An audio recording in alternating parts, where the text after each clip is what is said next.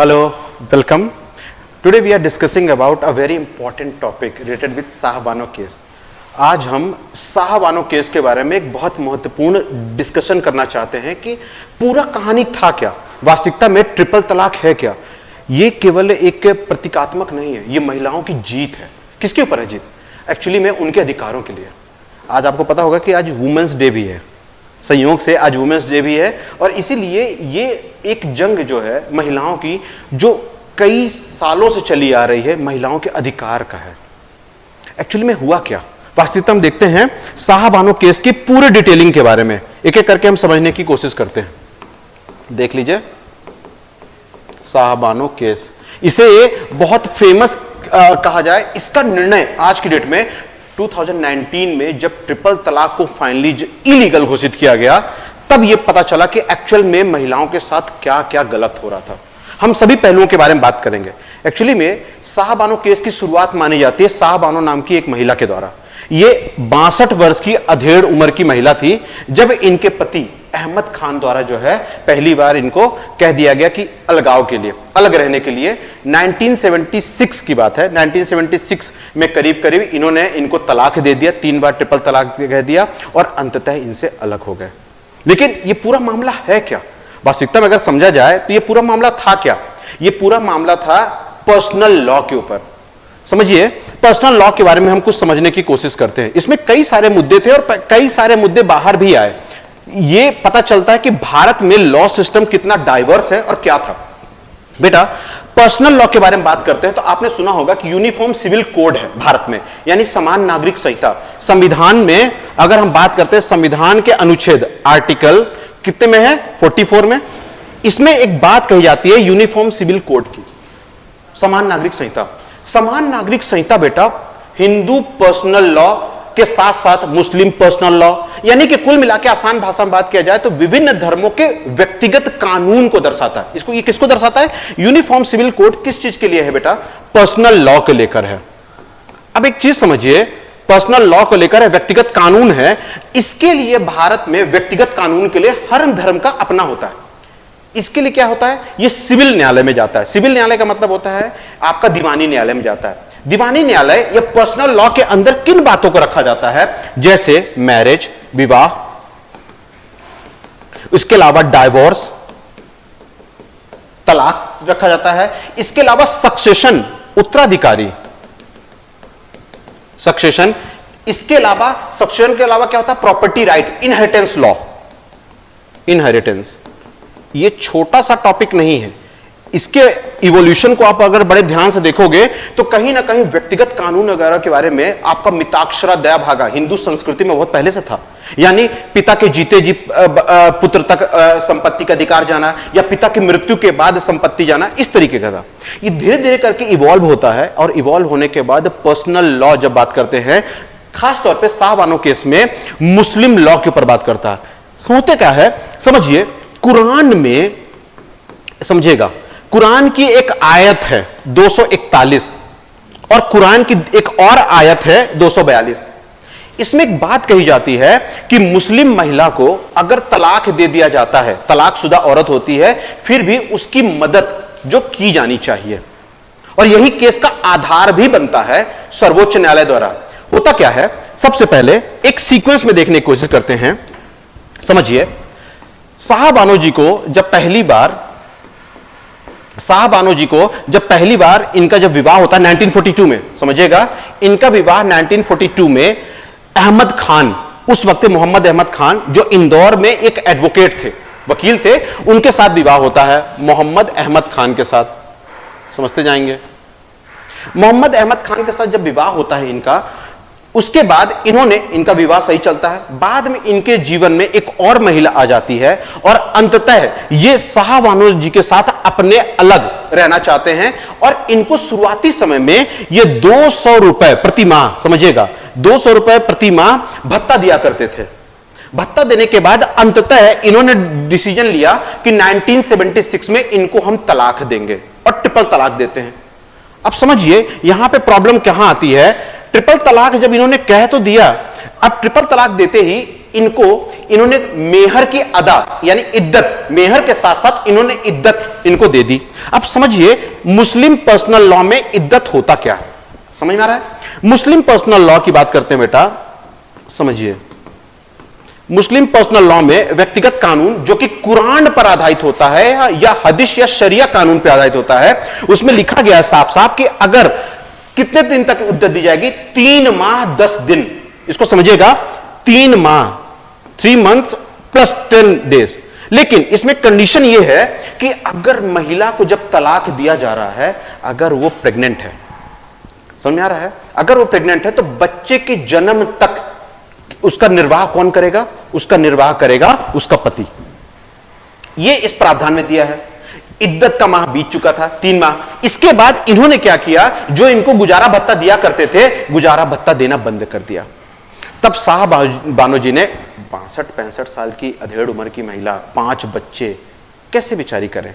तब वो कहीं चली गई वहां के लोकल अदालत में। लोकल अदालत में जाने के बाद लोकल अदालत ने इस चीज को देखा और कहा, और केस किस नाम पर दर्ज हुआ, ये बहुत इंटरेस्टिंग है। केस दर्ज होता है क्रिमिनल पर्सनल लॉ यानी क्रिमिनल लॉ के ऊपर, यानी सीआरपीसी के तहत। सीआरपीसी के तहत होता है। सीआरपीसी की एक धारा है सेक्शन 125, ये बात याद रखेंगे। सेक्शन 125 धारा कौन सी? 125 के तहत यह कहा जाता है कि अगर आप किसी भी व्यक्ति को, यह क्रिमिनल लॉ है, साफ साफ समझ आने कि यह आपराधिक मामला के रूप में दर्ज किया गया। इसमें यह कहा गया है कि अगर कोई भी व्यक्ति किसी को तलाक देता है या ऐसी कोई परिस्थिति बनती है तो उसे अलमनी देना होगा, यानी मेंटेनेंस देना होगा, यानी भत्ता देना होगा, उसके गुजारा भत्ता। अब इसके तहत जब लोकल अदालत में केस गया तो लोकल अदालत ने इसको सुना दिया कि हां ठीक है, यह सही केस है और इसके तहत अधेड़। इसमें एक बात और कही जाती है कि बेटा अगर वो अपना जीवन यापन करने में सक्षम है तो मुस्लिम पर्सनल लॉ के तहत उसे छूट दी जा सकती है पुरुष को कि हां ठीक है, वो अपना जीवन यापन कर सकती है। परंतु साहबानो कौन थी? वो अधेड़ उम्र की महिला थी, वो उनके पास कोई स्किल नहीं था, वो अपना रोजगार नहीं कर सकती थी। इसलिए कहा गया कि प्रति माह 25 रुपए, बहुत कम होता है, 25 रुपए प्रति माह का इनको कह दिया गया कि इतना दिया जाएगा। लेकिन जब यह हुआ तो साहबानो केस ने, डैनियल लतीफी नाम के एक वकील रहे हैं, उन्होंने साहबानो केस लिया और साहबानो केस में हाई कोर्ट गए, सर्वोच्च उच्च न्यायालय गए और उच्च न्यायालय में जाने के बाद इस केस को लगा दिया कि उनकी आय 5000 प्रति माह थी और 25 रुपए 5 माह किसी भी तरीके से बैलेंस नहीं था। तब उन्होंने पहली बार यह कहा कि 25 रुपए से बढ़ाकर और ज्यादा देना चाहिए और हाई कोर्ट ने भी मान लिया कि हां इनको मेंटेनेंस चार्ज ज्यादा देना चाहिए और यह फाइनली बढ़कर 179.80 पैसा हो गया, यानी 179 रुपए 80 पैसा पर माह हो गया।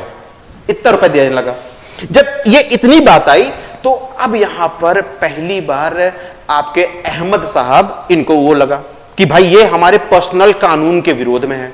तब इन्होंने सर्वोच्च न्यायालय का गेट खटखटाया और कहा कि हमारे मुस्लिम पर्सनल लॉ के तहत, यानी मुस्लिम कानून के तहत अगर कोई व्यक्ति, क्योंकि मैरिज क्या है? पर्सनल लॉ है, व्यक्तिगत कानून है, तो इसके तहत केवल मुस्लिम लॉ में इद्दत की बात कही गई है और मैंने इद्दत तो दे दिया है। इवन यहां तक कि मैंने 3000 रुपीज मेहर की अदा भी रस्म कर दी है।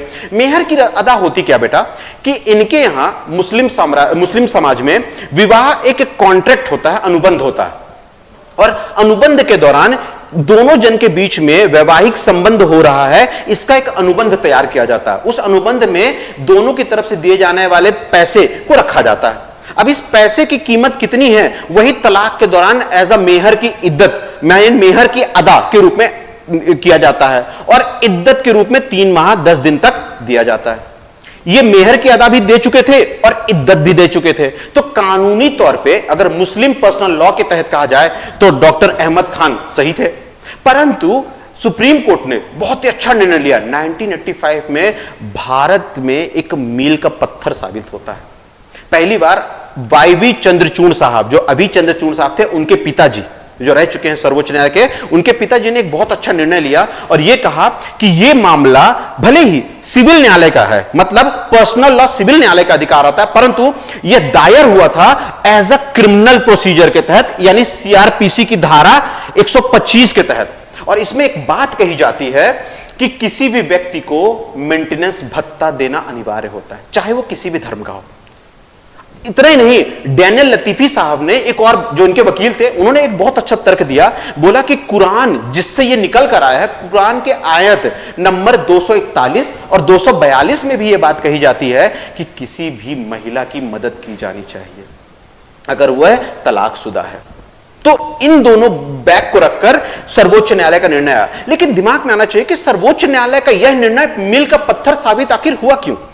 इसके पहले भी तो मुस्लिम केस आया था, नो डाउट, ट्रिपल तलाक के लिए आया था, ये आया था। लेकिन ये मील का पत्थर क्यों साबित हुआ? क्योंकि इस दौरान 5 जजेस बेंच थी और उन्होंने न केवल ये डिसीजन लिया कि नहीं, साहबानो केस में साहबानो जी को जो है निर्णय उनके पक्ष में देना चाहिए, यानी ट्रिपल तलाक के अगेंस्ट में देना चाहिए, उनको गुजारा भत्ता देना है। इसके अलावा उन्होंने पहली बार यह कह दिया सरकार को, उस वक्त राजीव गांधी सरकार थी, उन्हें यह कहा गया कि यूनिफॉर्म सिविल कोड के यानी समान नागरिक संहिता के आधार पर सभी धर्मों के लिए एक कानून बनाया जाए, एक पर्सनल लॉ बनाया जाए।